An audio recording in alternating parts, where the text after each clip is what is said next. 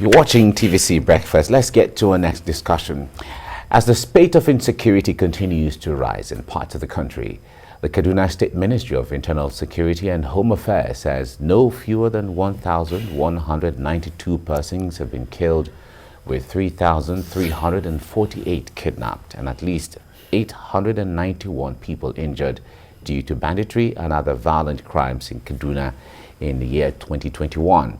The Commissioner of Internal Affairs and Internal Security and Home Affairs, Samuel Aruwan, made this revelation while presenting the annual security report for the year under review to the Governor, Nasir El-Rufai, and other state officials. He explained that the central senatorial zone comprising Birningwari, Chikun, Igabi, Kajuru, Kaduna North and South local government councils are the most affected regions. He also noted that at least 45 persons were raped by armed bandits, with 29 of the victims being minors.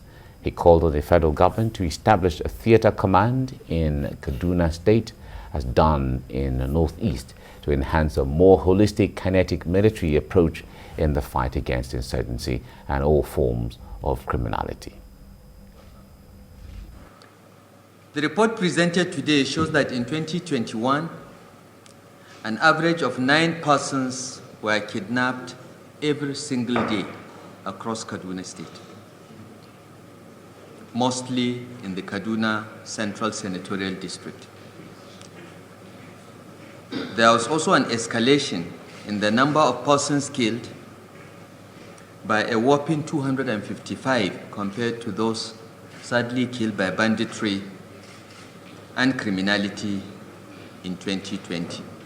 The Kaduna State government appeals to the federal government to create a theater command similar to the situation in the Northeast to confront the insurgency that has clearly emerged in 5 states of the Northwest and Niger State.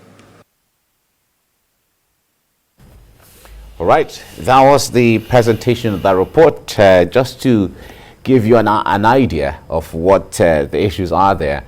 Joining me on the show now to discuss this is security consultant Sheyi Adetayo. It's nice to have you join me this morning. Good morning. Welcome. Great. Good morning. And we also have on Zoom the President and CEO Security Watch Africa Initiative, Patrick Agbambu. Patrick, good morning. It's good to see you. Thank you very much. Great. You're welcome. All right, now Sheyi, let's start from the studio. The recent killings, the last few months, in fact, the last year has been really tough, especially in Kaduna State and then some parts of the northwest. But we're picking Kaduna now because of this report, but certainly we'll steadily dovetail into, because there are implications to other parts of the country, especially in the northwest. Now, if you saw the killings and upon killings and attacks to the level where the NDA was also a victim of attack, when Kaduna State seemed to be the security headquarters of Nigeria, what do you make of this, though? I think we've allowed this crisis to have festered for too long.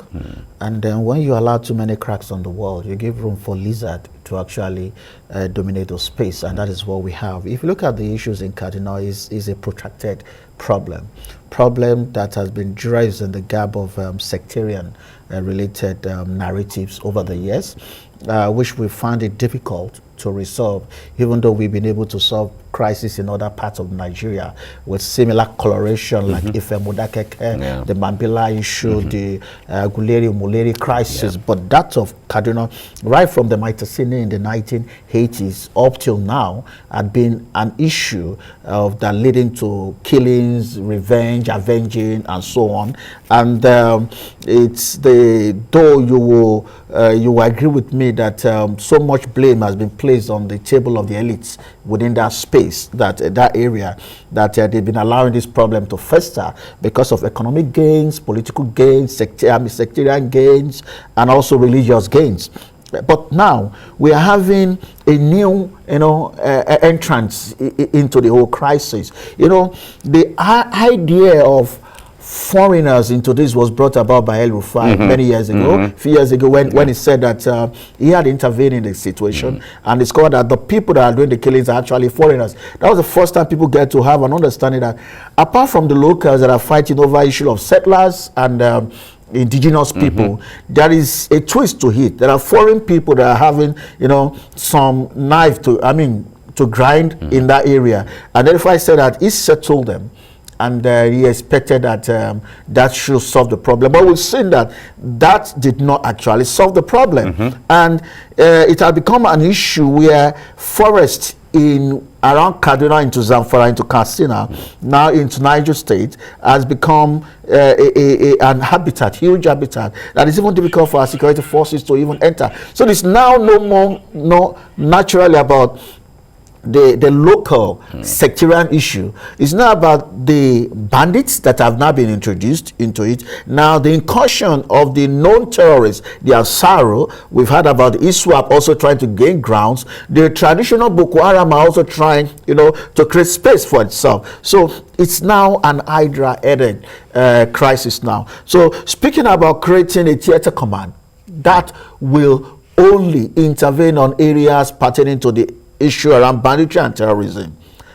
Even though sectarian killings is also a terrorist act, but that is still a problem that is yet to be solved. So even if you're able to deal with the bandits, we still have traditional issues that has been there for a long time, that so many decades. The space for what we're seeing now, all this new dimension. All right, we'll come to you, Patrick, shortly, but we need to go on a break, and then we'll have your say on this. Stay with us on TVC Breakfast.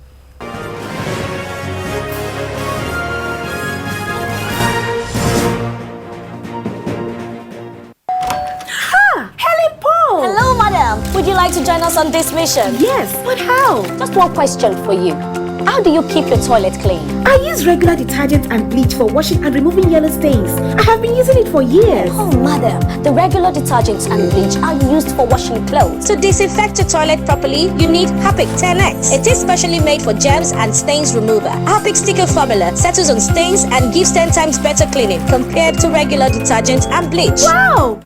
Every Harmattan, he falls sick so frequently and misses school often. I keep him away from junk food. She also feeds me apple. She says an apple a day keeps... If you want to keep germs away, then use Dettol soap regularly. Meaning? Germs and disease spread easily during Harmattan. For this, use Dettol soap. Dettol protects from up to 100 illness-causing germs. Dettol soap is endorsed by the Nigerian Medical Association. Be Dettol sure.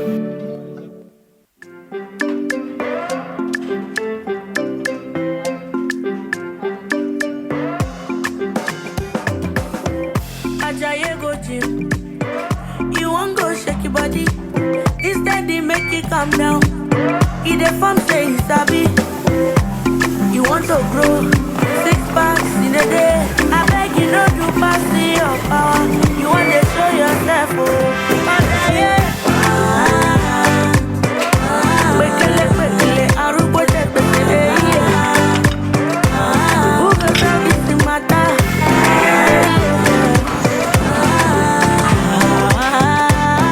Whatever your size, find it with the new Airtel data plans. Dial *141# now to get the plan that suits you.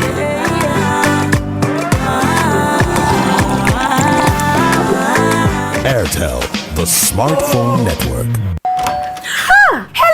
Hello, madam. Would you like to join us on this mission? Yes, but how? Just one question for you. How do you keep your toilet clean? I use regular detergent and bleach for washing and removing yellow stains. I have been using it for years. Oh, madam. The regular detergents and bleach are used for washing clothes. To disinfect your toilet properly, you need Harpic 10X. It is specially made for germs and stains remover. Harpic sticker formula settles on stains and gives 10 times better cleaning compared to regular detergent and bleach. Wow!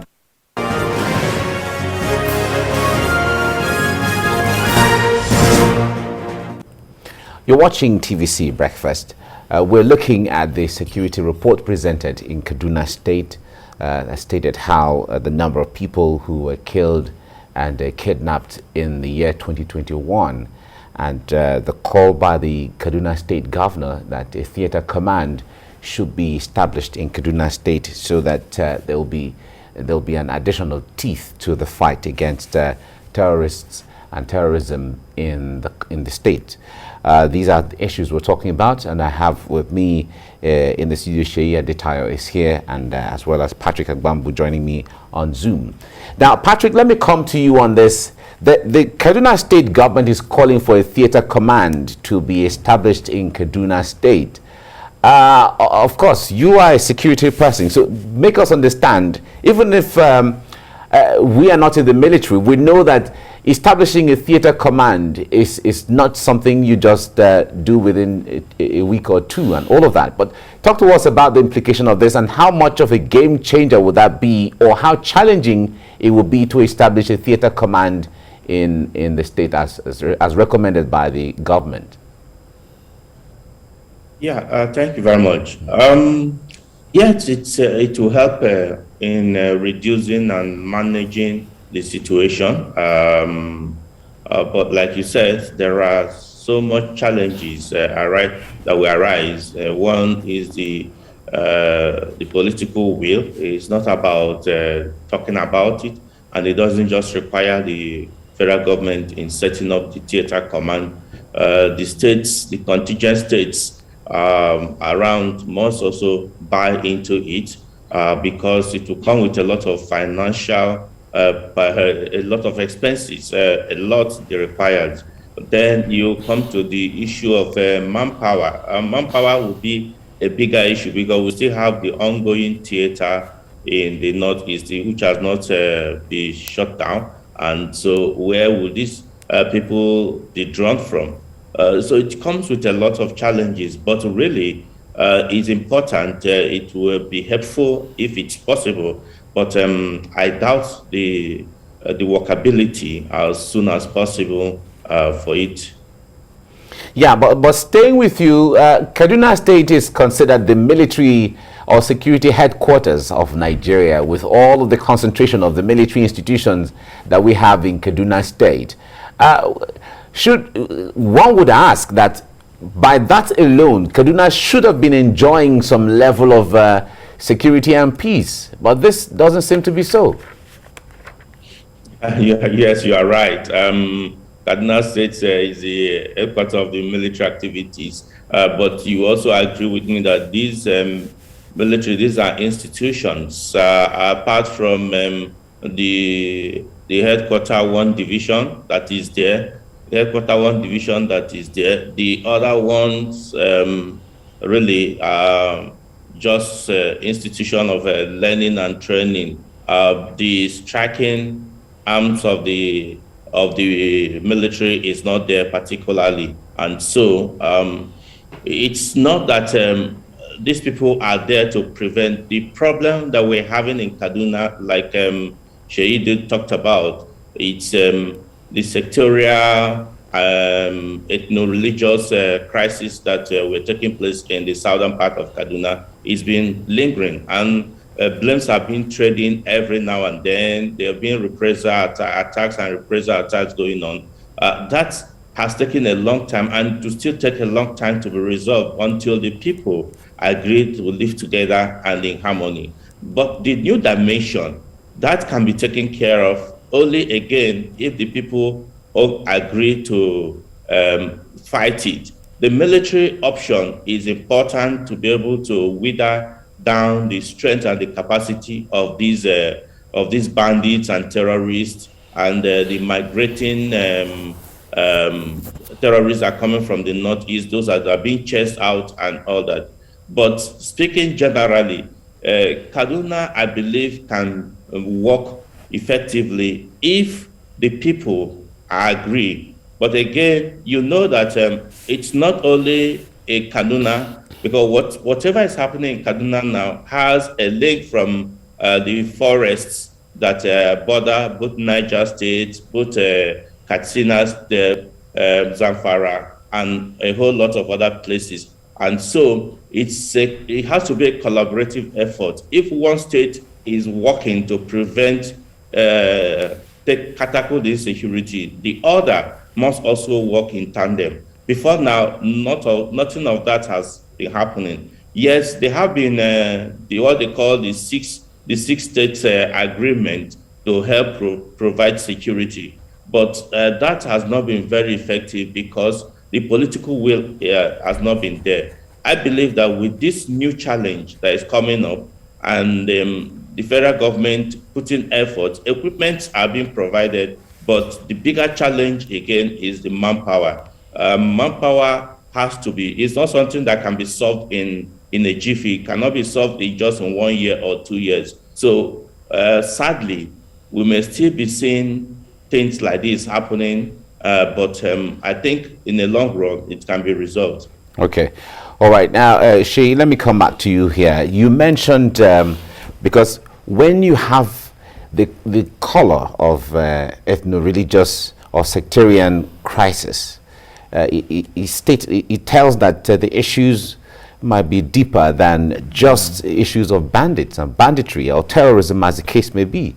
You mentioned the Ife Modakeke, you mentioned the Aguleri Umuleri issues that lingered for so many years, but they were resolved. Even the Mambila. The Mambila, exactly. These were resolved.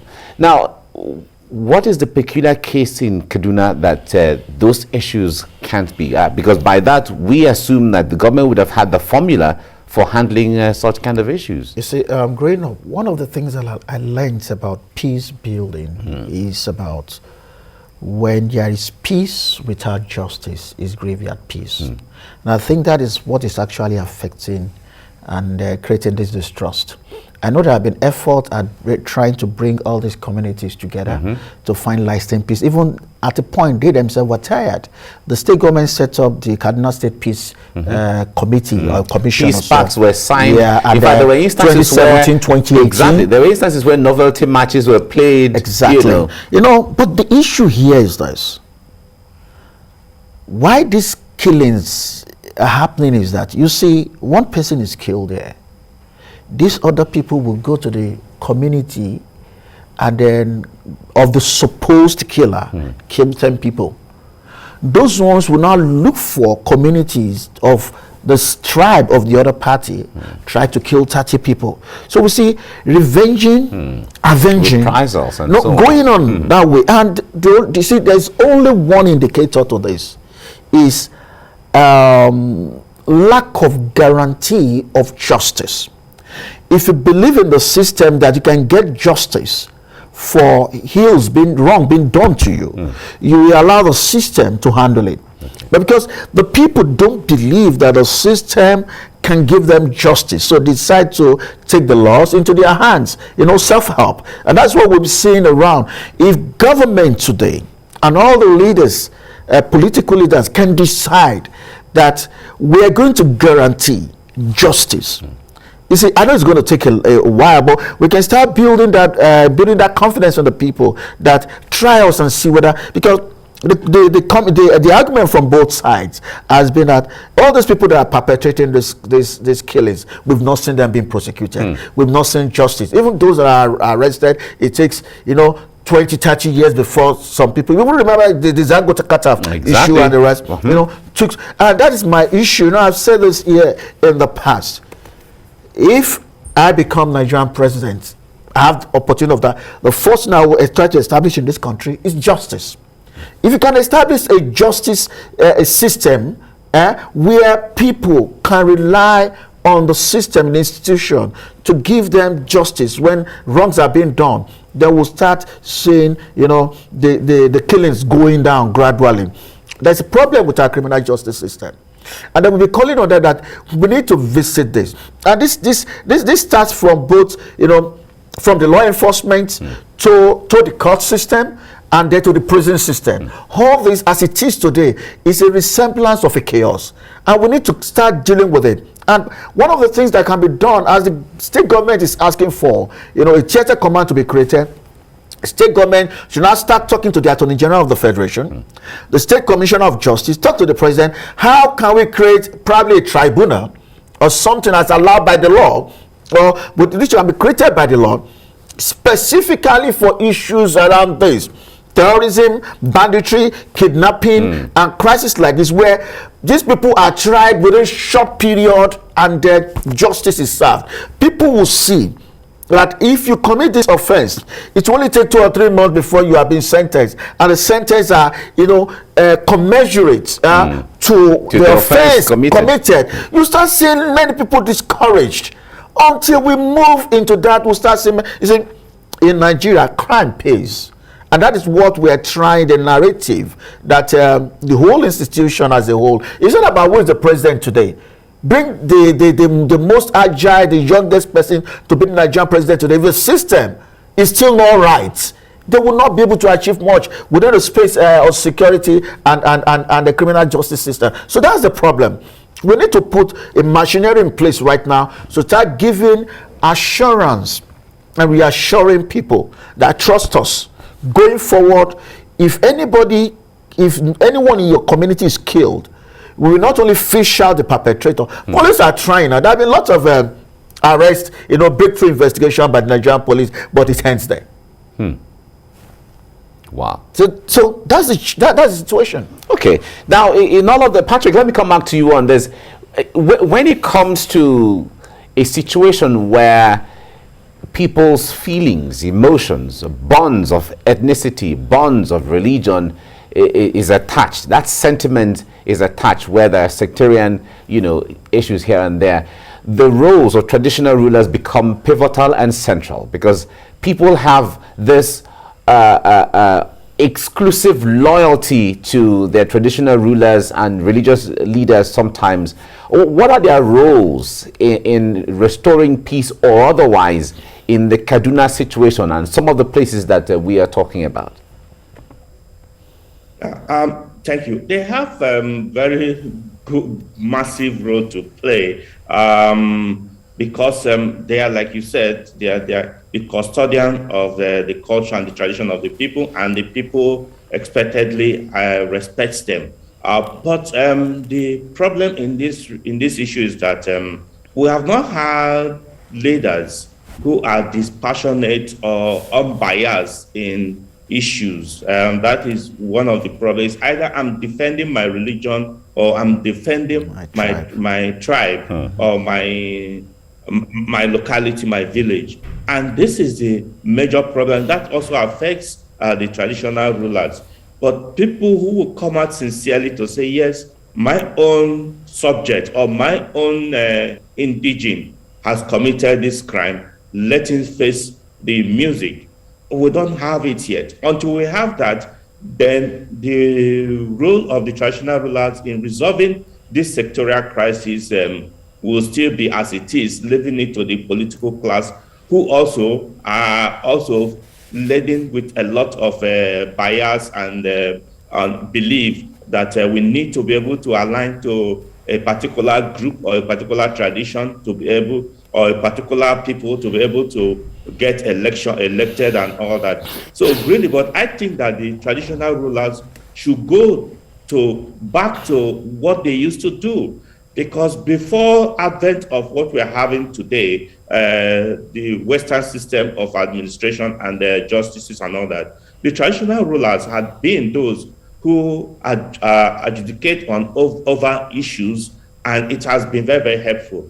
The traditional rulers, maybe because constitutionally they have been crying for that they need to be carried along so that they can contribute greatly in issues of reconciliation, integration, and security for their people.